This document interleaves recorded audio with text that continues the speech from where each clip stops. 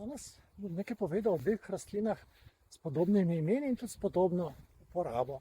To sta sladka korenica in sladki koren.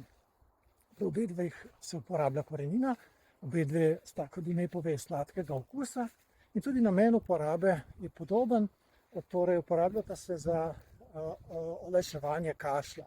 Vsebujeta saponine, ki olajšujejo kašelj. Pomembna razlika pa je in po raziskanosti, da je sladki koren mnogo bolj raziskan kot sladka korenica. Druga pomembna razlika pa je tudi v botaničnem sorodstvu.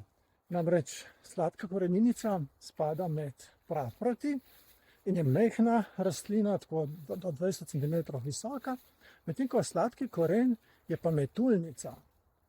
Pri nas ne raste, oziroma baje, da so jo že kdaj videli kje na Primorskem, vsekakor bolj v toplih krajih uspeva in je kot grm.